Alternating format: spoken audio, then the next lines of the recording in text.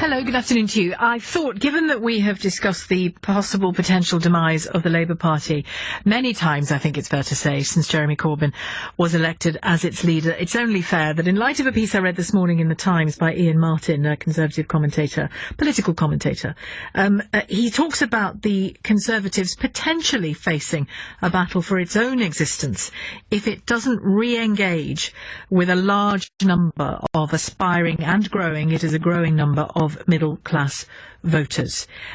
If you feel like you are that person, somebody who could vote or does vote Tory, but perhaps held your nose this time when you did, if you feel that you could be that person or you are that person, becoming nervous of the Conservative Party or leaving the Conservative Party in terms of who you support at the ballot box, ring and tell me why. The things that Ian Martin says in the piece that I read this morning are very interesting if you look at them through the prism of Theresa May's stated aim as Prime Minister. The day she became Prime Minister, and then again when Parliament was dissolved and she gave that brief speech outside Downing Street. So this is ahead of the election result itself. She made it very clear that she saw the people that she was trying to help as a very, very broad church of people. This piece by Ian Martin seems to be saying that in fact that broad church of people is not being appealed to. Is he right? Do you think that the Conservative Party is, in a sense, threatening its own existence, its own reason for being, if it can't appeal to that broad church? 0345 6060 973, perhaps the broadest element of which will be the middle classes, the aspiring middle classes. 84850 is the number to text, and you can tweet at LBC. Stephen Dorrell joins me to talk about this for a few minutes, former Health Secretary, former Chair of the Health Select Committee as well, and now the Chair of the NHS Confederation. There's a theme there, Stephen Dorrell, clearly. Good afternoon to you. Indeed, a strong theme. A strong theme. Over quite a number of years. Well, we're glad you're still interested, because you're a valuable contributor to the conversation about the NHS. But that isn't what we're talking about today. It's your party, your beloved Conservative Party. Is there some truth in what Ian Martin is saying, do you think?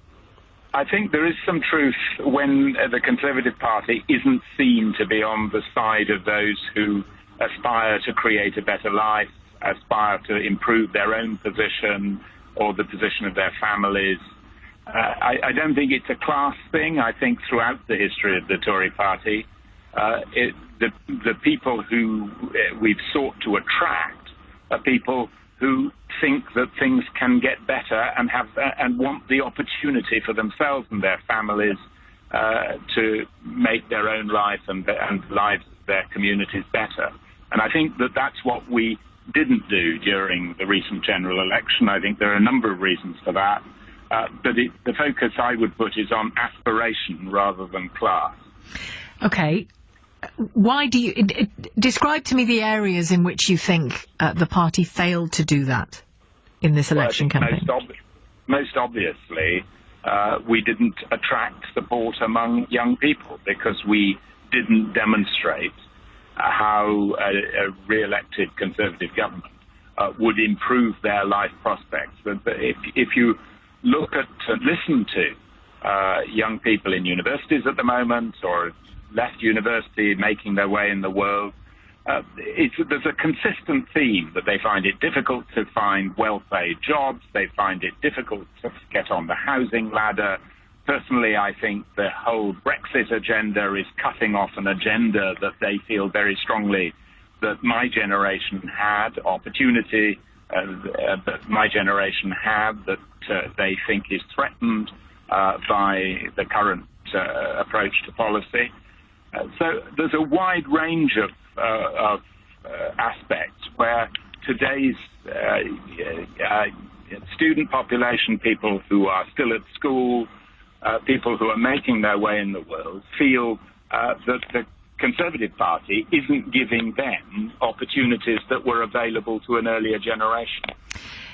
It's the lack of hope that you're pointing to, something that Jeremy Corbyn spoke about on election night itself when he saw that his party's results were a lot better than expected. How can the Conservative Party then become a party of hope if to many people it doesn't feel like one? Well, I think it is about setting out an agenda that addresses some of the issues I was just describing. When Philip Hammond says that, of course, people voted for Brexit, but they didn't vote to make themselves poorer, I think he makes a very important point. When we're looking at the financing arrangements for university education, I'm actually in favour of students who do well later in life making a contribution towards the cost of their own education.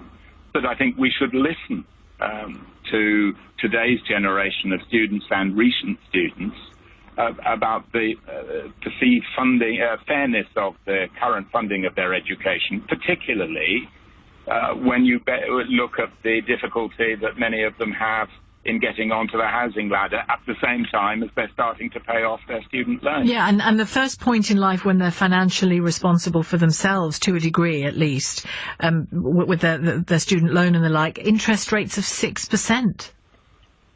Well, precisely, at a time when they know perfectly well that the general level of interest rates for those who've had long-term mortgages is well below 6%. It was practically zero for a long time. I mean, what about that sense in those two speeches I alluded to that Theresa May made in front of Downing Street, on Downing Street in front of Number 10? She did. I mean, there was one point I thought, can she really please all of these people that she's talking about pleasing and appealing to and helping? Did she, notionally anyway, spread the net too wide, or is that not possible?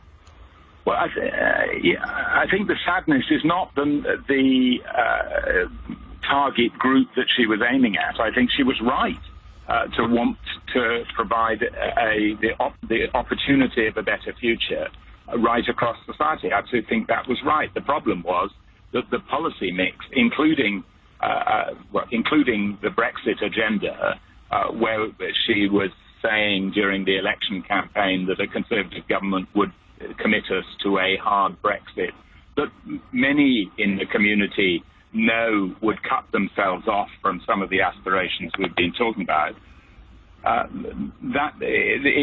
She wasn't delivering what she set out to deliver when she spoke on the steps of Downing Street. Let me read to you. You may have read the piece, I'm not sure, but the listeners can hear it as well. The final few lines, couple of lines of Ian Martin's piece. It says, the emergency response since the crash went on too long. Millions of people who want to get on have been ill-treated and can hardly be expected to look kindly on capitalism if they have no capital. The Conservatives need to start putting the ladder of opportunity back together again. Is he right? Well, I think that's different language describing the same thing we've been discussing. People talk about the reaction of voters, not just in this country, the same phenomenon in the United States. The reaction of voters to the aftermath of the financial crash in 2008, and say they don't understand. Actually, the truth is they do understand. They understand that the recovery structures that were put in place for the financial crash have certainly preserved economic stability. But what they haven't done is given fair shares. We've talked a lot in this conversation about young people. But it isn't just young people. It's people who are doing jobs in the manufacturing and service sectors right through society, who know that their own living standards haven't improved over the last decade, and they're looking for politicians that they feel are on their side and who want to create a society that works for them. Stephen Dorrell, thank you very much for talking to us, former Health Secretary, now Chair of the NHS Confederation.